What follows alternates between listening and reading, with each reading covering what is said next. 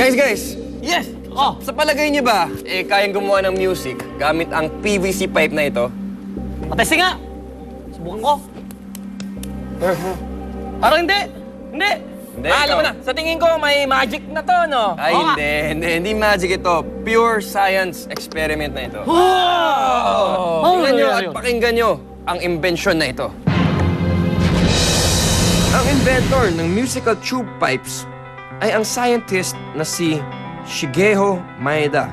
Patutunogin niya ang isang glass tube sa pamamagitan ng pag-iinit ng chicken wire na nakalagay sa loob nito.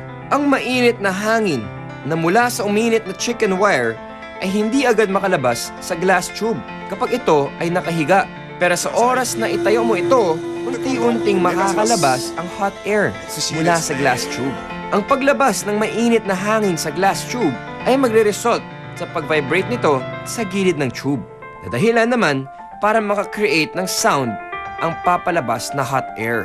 Tutugtog naman siya gamit ang 3 glass cylinders na may apoy na nakatapat sa butas sa bandang ibaba nito. Tutugtog siya sa pamamagitan ng pagdadagdag ng hot air sa loob ng mga glass cylinder na iba't iba ang taas at laki. Iba't ibang tunog ang maririnig. The science of sound, I believe. Wow! Galing na! Niniwala ba kayo na may multong balon? Ano bang ganyan, Chris? Malayo pa ang Halloween. Oo nga. Ganyanan. Guys, huwag mo sabihin mo ito, makakasama natin sa experiment ngayon. Ay, Oo, hindi natatakot Kaz. ako Huwag kang eh. mag-alala, Kaz. Ano lang yan.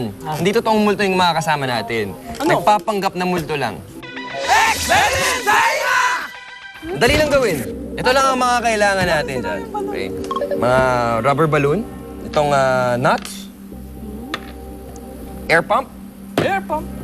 Marker, pang dekorasyon. Papasok natin ngayon ang nut sa loob ng balloon. Okay, ngayon, Pumasok. ipapump natin siya. I-pump natin pagkapasok. Ayun na mamali!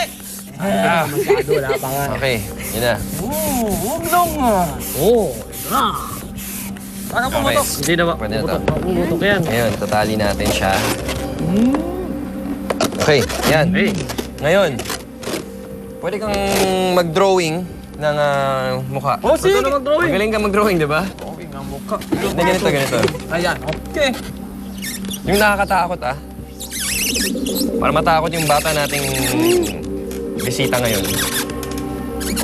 Hindi naman nakakatakot yan. Okay. Yeah. Bilis ah. Ayan. Mukhang very friendly.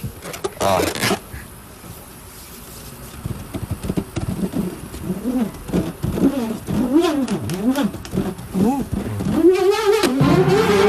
Nakatakot naman talaga. Kala ko ba hindi kayo takot sa multo? Hindi kami takot. Ba't ganyan? Okay, ang dahilan kung bakit nagkakaroon ng ganyan tunog ng balon ay dahil sa vibrations na mula sa bakal na nilagay natin sa loob ng balon.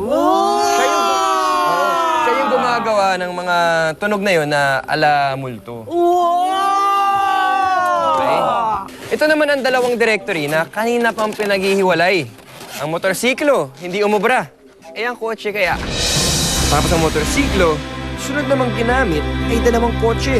At kahit todo na ang arangkada ng mga ito, hindi pa rin mapaghiwalay ang mga pahina ng directory. Kaya gumamit na ng mga truck. Pero pati ang dalawang truck na ito ay hindi nagawang paghiwalayin ang dalawang directories. Sa sobrang lakas ng paghila ng mga truck, napunit ang dulo ng directory kung saan nakakabit ang metal clamp. Pero magka-overlap pa rin ang mga pahina nito. Dinaan din sa tensile testing machine ang mga directory para malalaman kung gaano kalakas na puwersa ang kailangan para mapaghiwalay ang mga ito nang hindi napupunit. Natumbas ang bigat na 42 kilograms. Napaghiwalay rin ang dalawang directory, I believe. Wow! Galing na!